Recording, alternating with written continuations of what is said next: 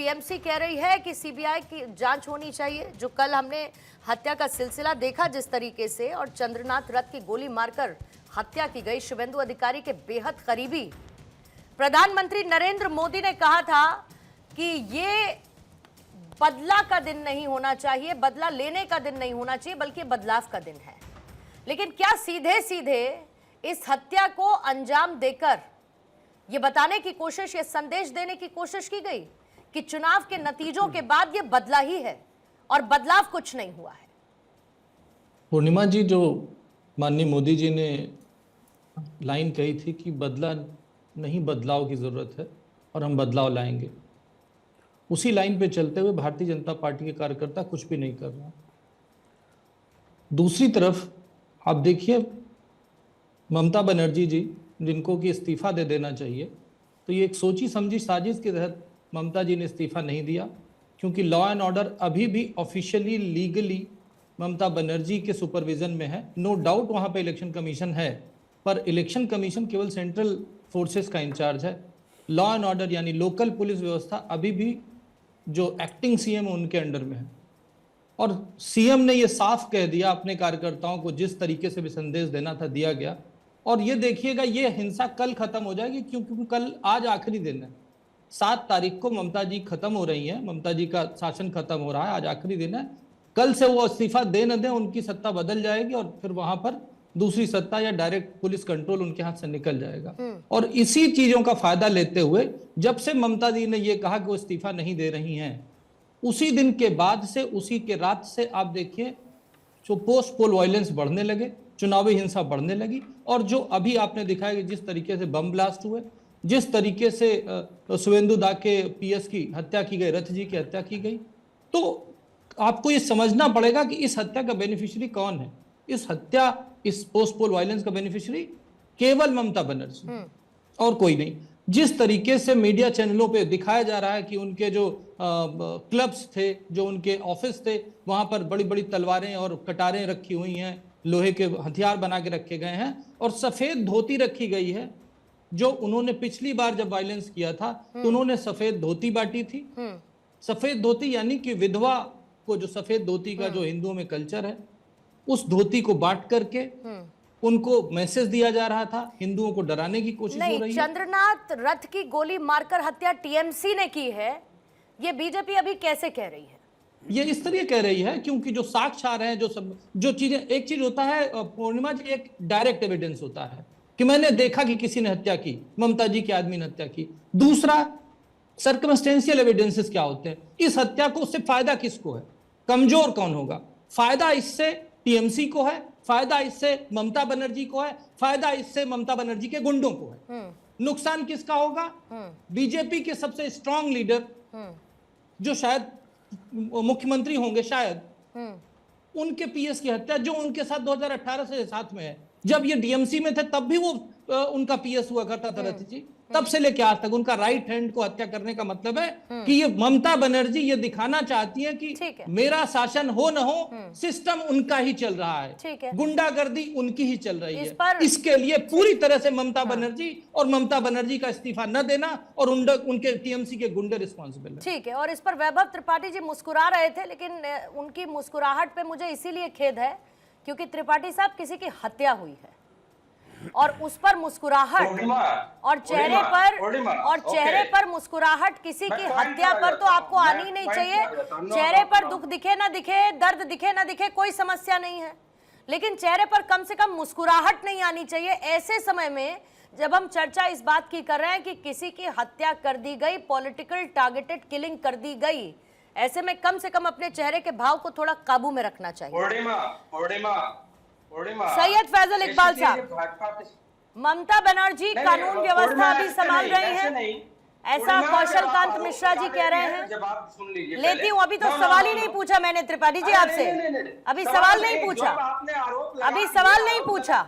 और इसे आरोप नहीं, इसे ऑब्जर्वेशन कहते हैं, इसे ऑब्जर्वेशन कहते हैं, इसको आरोप नहीं कहते। और अभी मैंने आपसे सवाल नहीं पूछा, तो थोड़ा सा थमिए जरा। सैयद फैजल इकबाल साहब, अगर इसके हिसाब से ममता बनर्जी अभी कानून व्यवस्था को संभाल रही हैं, तो फिर विपक्षी नेताओं की जो अभी सत्ता संभालेंगे, क्योंकि अभी ममता बनर्जी ने तो इस्तीफा नहीं दिया, इसलिए मैं इनको अभी विपक्षी नेता कह रही हूं। तो इनके लोगों की हत्या फिर क्यों हो रही है? मतलब इतिहास नहीं बदलेगा बंगाल में, रक्त रंजित इतिहास नहीं बदलेगा, पॉलिटिकल टारगेटेड किलिंग्स नहीं बदलेंगी, कानून व्यवस्था ताक पर रहेगी। क्यों? बंगाल को यही अच्छा लगेगा क्या? नमस्कार पूर्णिमा जी, सबसे पहले मैं आपके चैनल के माध्यम से सभी लोगों को ये बताना चाहता हूं कि हम और हमारी पार्टी ने इस किलिंग का कंडेमनेशन कर दिया है और मैं पर्सनली किसी भी तरह के वायलेंस के खिलाफ हूं। मैं कंडेम करता हूं कि राजनीति में वायलेंस की कोई जगह नहीं है। अब रही बात लॉ एंड ऑर्डर की, तो जिस तरह से ब्रॉड डे लाइट में, सूरज की खुली रोशनी में बीजेपी के नेताओं ने केंद्रीय वाहिनी का गलत दुरुपयोग करके सत्ता प्राप्ति किया था, वो पूरा भारत देख रहा था कि इन्होंने किस तरह से सत्ता प्राप्ति की है और किसके पास लॉ एंड ऑर्डर है। अगर ममता बनर्जी ने इस्तीफा नहीं दिया है तो इलेक्शन कमीशन तो इलेक्शन कराया था उन्होंने अच्छे, तो सारी केंद्रीय बाहिनी, तो सेंट्रल फोर्सेस किसके अंडर है मैडम? आप ये बताइए। कहा कि सेंट्रल फोर्सेस चुनाव आयोग के अंडर में है, पुलिस फोर्सेस अभी भी सरकार टीएमसी के अंडर में है। वो बहुत ही नंदनीय है। हम किसी भी तरह के वायलेंस के खिलाफ हैं, बट इससे तृणमूल को कोई फायदा नहीं है। बीजेपी को फायदा पहुंचे वो बीजेपी के लोग जाने, शुभेंदु अधिकारी जी जाने, लेकिन तृणमूल को उससे कोई फायदा नहीं है। हमने निंदा जताई है, हमने कंडेम कर दिया। हमारी पार्टी की ओर से ऑफिशियल स्टेटमेंट कल रात को ही जारी हो गया।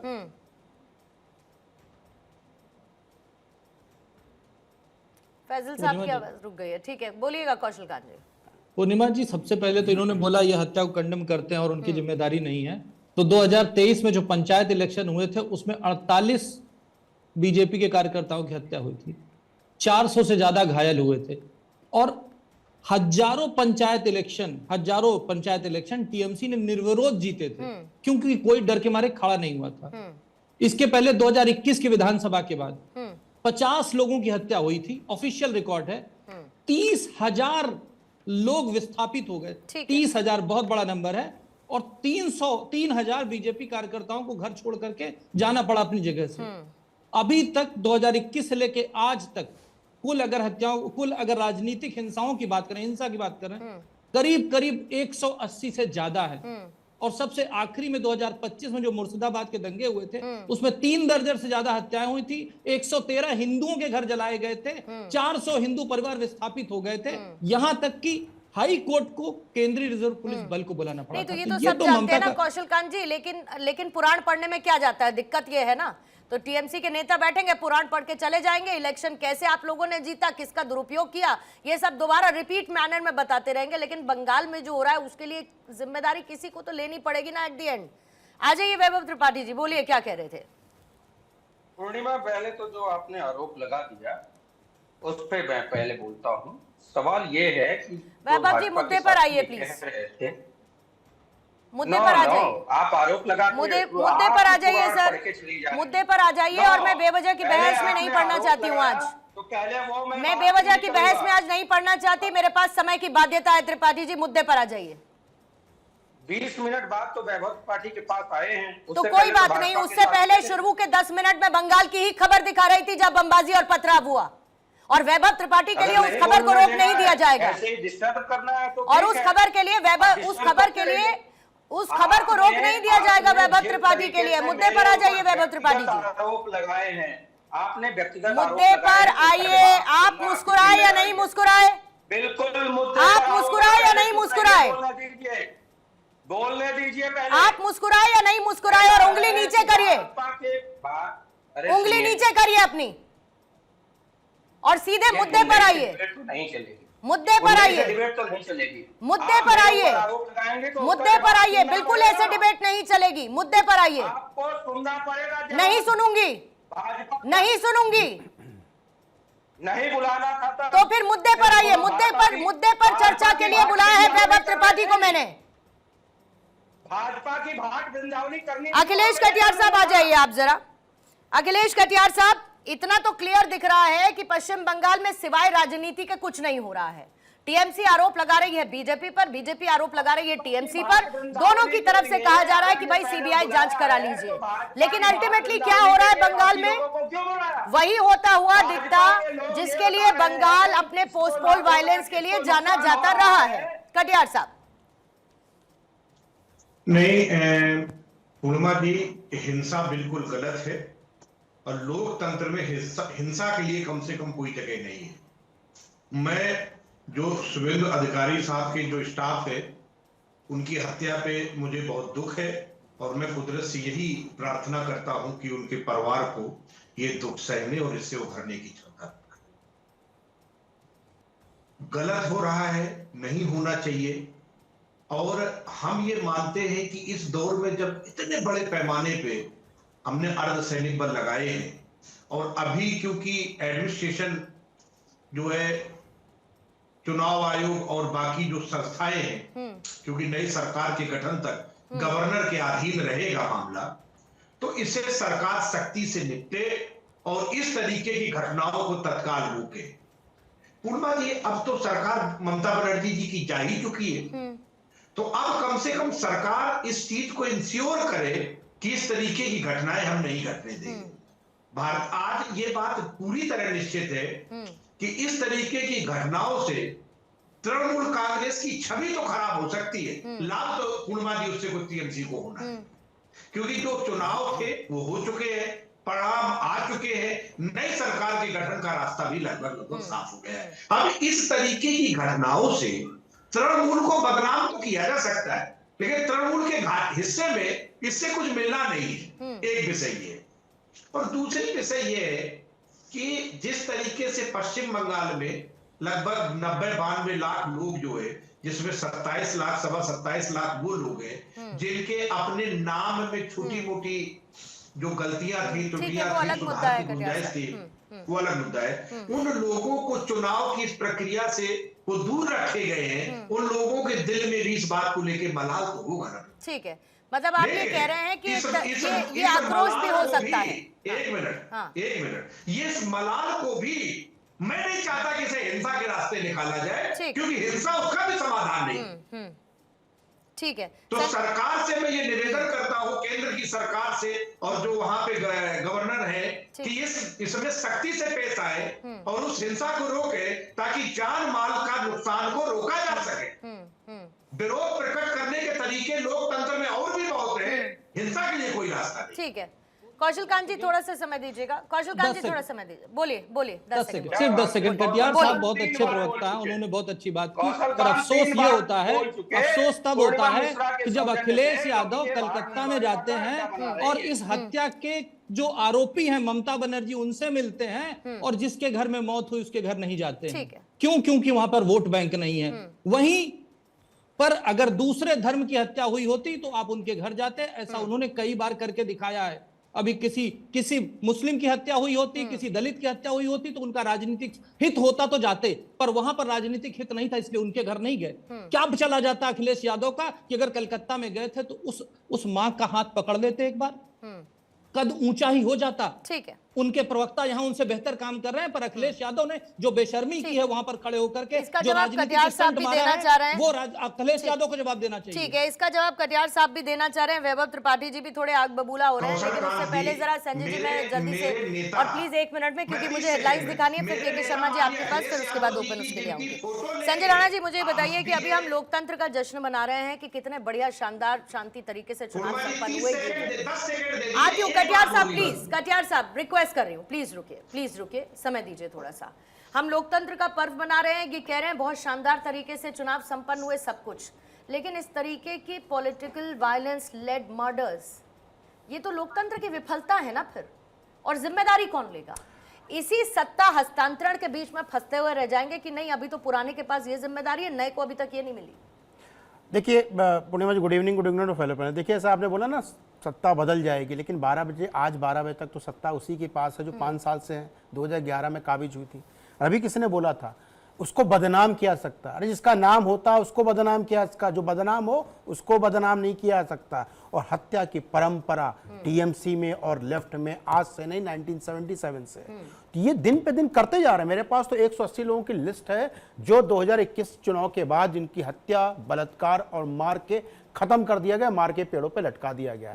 उनके बारे में क्या बोलेंगे। और बड़ी अच्छी बात, कटियार साहब का नाम सुन देख रहा था, कटियार साहब, नहीं कटियार साहब कोशिश बहुत कर रहे थे उर्दू बोलने का। आज लगता है प्रचलन चला है उर्दू। कुदरत की अगर मुद्रत से हम अनुरोध करेंगे, अरे भगवान भी बोल सकते थे, अल्लाह भी बोल सकते थे, कुदरत का है बोल रहे हो भैया। समस्या क्या होगी, टोपी के चक्कर में ना सब लोग विभाजित हो चुके हैं।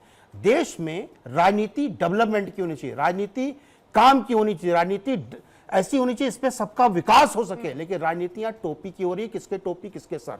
अब ये बताइए, आप बात कर रहे थे कि भैया हिंसा कौन कर रहा था। अब भाई वहां पे एक नेत्री बोल रही है मेरे दिल में काबा, मेरे आंख में मक्का, मक्कर काबा, मक्का काबा कर रही थी।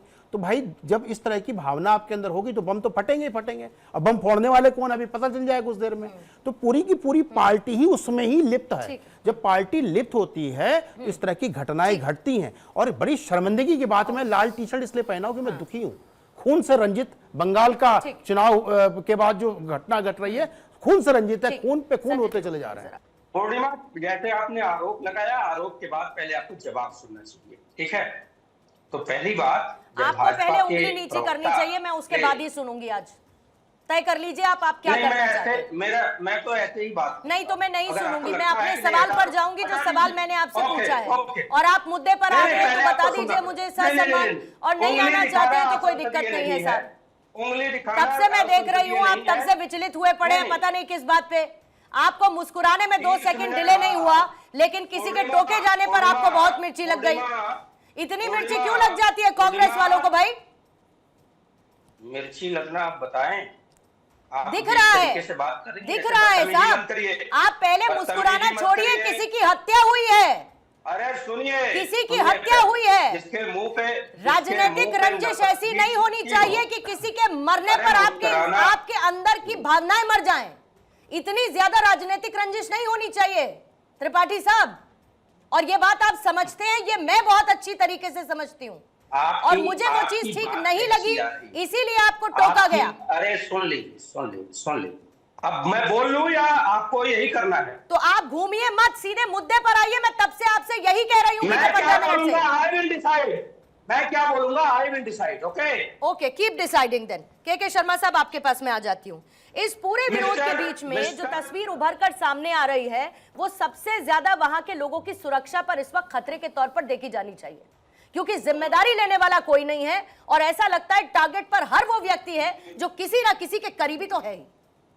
देखिए, जो बंगाल के चुनाव खत्म हो गया, जो भी विवाद प्रतिवार जो चल रहा था उसको बंद कर देना चाहिए। और जो यहाँ पे ममता बनर्जी को रिजाइन दे देना चाहिए नैतिकता के आधार पे। और यदि उनको लीगल उनके पास राइट है, रेमेडीज है, वो उसका अवेल कीजिए। आप हाई कोर्ट जाइए, रजिस्टर पिटीशन फाइल कीजिए, स्टे लीजिए, सुप्रीम कोर्ट जाइए। सुप्रीम कोर्ट पे जाना, आपको जहाँ जाना है भाई, that is a matter of trial कि आपको मारा गया नहीं मारा गया। यदि उनको मारा गया तो उनको साथ में एफआईआर भी करनी चाहिए कि हमको किसने मारा। अननोन के खिलाफ में एफआईआर हो, आपको नाम नहीं पता। ये देखिए, ये तो प्रोसीजर है। लेकिन अभी जिस तरह से बंगाल में हिंसा फिर बढ़ गई है आप चुनाव खत्म होने के बाद, ये निंदनीय है। और उसमें शुभेंदु अधिकारी की जो पीए की हत्या हो गई, लेकिन इस तरह का बीजेपी का बयान जो है मुझे अच्छा नहीं लगा कि ये टीएमसी, ये देखो, ये तो और भड़काने की जरूरत है। अभी जांच एजेंसी अपना जांच करेगी किसने हत्या किया। कभी कभी दो की लड़ाई में तीसरा फायदा हो रहा था। हमने बहुत सारे कोर्ट में, एडवोकेट भी हूं, कोर्ट में केस देखता हूं, यार यदि इसको गोली मारूंगा तो अभी निशाना इस पे जाएगा, इस पे सक जाएगा और इसका फायदा हम उठा लेंगे।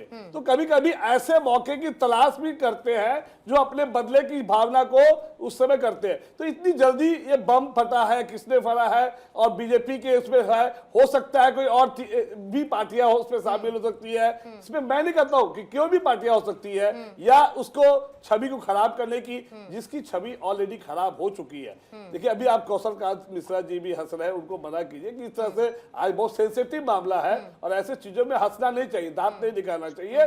देखिए जो हत्या हुई है उसका बहुत दुख है और यहाँ बैठे सभी को दुख है, लेकिन एटलीस्ट आपको दंगा इस तरह का स्टेटमेंट देके और भड़काने, कल के बीजेपी वाले जो कार्यकर्ता होंगे वो भी उसका बदले की भावना में अटैक करेंगे, फिर वो करेंगे। ये हिंसा रोकना हमारा ड्यूटी है। शांतिपूर्ण अपील कीजिए और जांच एजेंसी को अपना काम करने दीजिए। ठीक है, 30 सेकंड रखेंगे। संजय जी क्या ऐड ऑन करना? शर्मा जी बड़े अच्छे वक्ता हैं और उन्होंने बड़े अच्छी दलील रखी है, क्योंकि अब एडवोकेट तो एडवोकेट ही होता है। 30 सेकंड। हाँ 30 सेकंड खत्म कर रहा हूँ। इन्होंने बड़ी अच्छी बात बोली है, दो लोगों की लड़ाई में तीसरा निपटा लिया, यानी कांग्रेस निपटाया कि सीपीआईएम निपटाया, दो में से एक ही निपटाया होगा। अरे मैं पार्टी का नाम ले रहा हूँ ना, आप ही ने बोला झगड़ा होता है। ये बताइए दो पार्टियों का झगड़ा हुआ तो कांग्रेस ने मारा, कांग्रेस ने मारा या टीएमसी ने मारा, सॉरी सीपीआई वाले ने मारा। अरे समस्या क्या है? नफरत क्या? बम आप फोड़ो, गोली आप मारो, मनुष्यों को किलो आप करो, बलात्कार आप करो, बोलो हमारे अंदर द्वेष है। अरे अंदर द्वेष कहां से भाई?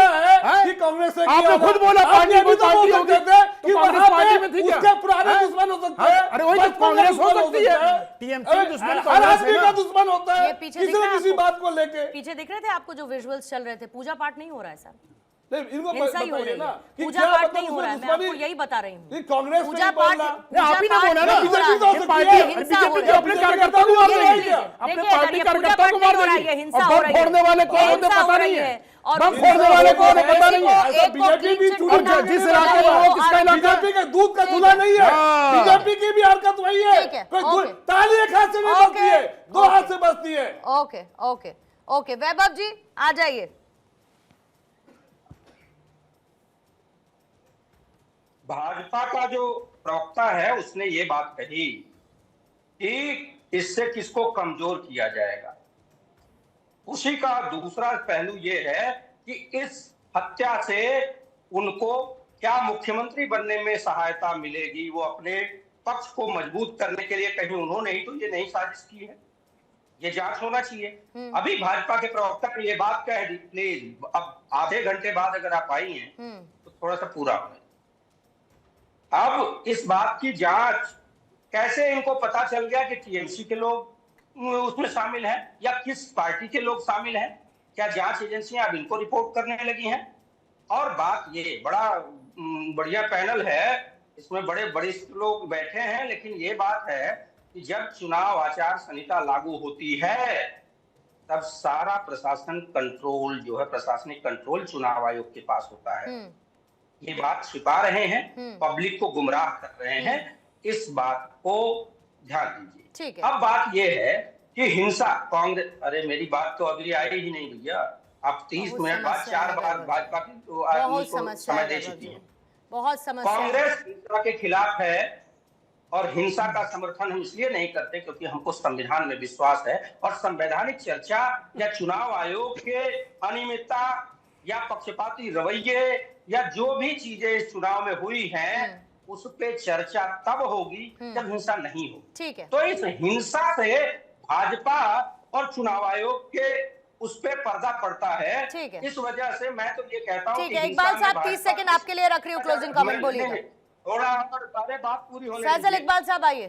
सर अब जब खत्म करने का समय है चर्चा तो उसके आगे नहीं बढ़ा सकती, आपको कुछ बाध्यताएं मेरी समझनी पड़ेंगी। भाजपा के आप वहां पर जाकर बैठकर जो कैलकुलेशन कर लीजिए आपको करना है तो। आइएगा जरा इकबाल साहब, 30 सेकंड फॉर यू। नमस्कार पूर्णिमा जी, मैं आपके चैनल के माध्यम से फिर से एक बार सबको ये बताना चाहता हूं कि ये जो हत्या हुई है हम इसकी कड़ी निंदा करते हैं, हमारी पार्टी ने भी इसकी निंदा की है, हम सख्त कार्रवाई चाहते हैं। और जब से इलेक्शन अनाउंस हुआ है तब से लेके अब तक ममता बनर्जी अपील करेंगी, हमारी पार्टी ने किया है, ममता बनर्जी अपील करेंगी कि इस तरीके की कोई भी हिंसक गतिविधियों में अगर कोई टीएमसी का कार्यकर्ता पाया गया तो वो खुद जाएंगी पुलिस के सामने उनको सौंपने के लिए, बताइए। मैडम पार्टी ने ऑलरेडी बोल दिया है कि हमें सीबीआई प्रोब चाहिए और कड़ी से कड़ी सजा होनी चाहिए। हम किसी भी तरह के पॉलिटिकल वायलेंस के खिलाफ मेरा सवाल कुछ और था, और हमेशा रहेंगे। सीबीआई प्रोब बोला है ममता बनर्जी ने, मैं भी मान रही हूँ, लेकिन मैं ये कह रही हूँ कि ममता बनर्जी क्या कल कहेंगी प्रेस कॉन्फ्रेंस करके, जैसा उन्होंने कहा था प्रेस कॉन्फ्रेंस करके मैं इस्तीफा नहीं दूंगी, कि अगर एक भी टीएमसी का कार्यकर्ता पाया गया किसी भी साजिश में तो मैं खुद लेकर जाऊंगी उनको पुलिस थाने। बताइए, करेंगी ममता बनर्जी अपील? मैडम, हमारी पार्टी का ये ऑफिशियल स्टेटमेंट है कि हम इसका कंडेम करते हैं और कड़ी से कड़ी सजा होनी चाहिए, ये पार्टी ने कह दिया है। कौशल कांत जी 10 सेकंड्स। पूर्णिमा जी, सिर्फ ये कहना और चाहूंगा अभी जो कि बीजेपी कांग्रेस के लिए तो एक भी छोटा सा कमेंट ये है कि स्टेशन क्या हमारे पास अधीर रंजन चौधरी कांग्रेस में है या नहीं है, उसके बाद जो ठीक है सर। कांग्रेस ने प्रवक्ता भेजे उनका स्टैंड देख है लिया सर, जाए। और जो हमारे के शर्मा जी बोल रहे थे, और के शर्मा जी, मैं आप पे मुस्कुरा रहा था कि किस तरीके से आप अपने वकालत को यहाँ पर दिखाने की कोशिश कर रहे थे, इसलिए मुस्कुरा रहा था। क्योंकि चोर चोरी से जाए, और ये संगीन सीना बातचीत- जोरी से ना जाए, वही और हाल किसी है। को भी नहीं आप हंसना अपनी चाहिए। वकालत यहाँ प्रधानमंत्री भी हंस रहे थे। बीच में क्यों बोलने लगे शर्मा साहब? मैं तो आपके बीच में बोला भी नहीं था। अरे संगीन डिबेट है, अब तो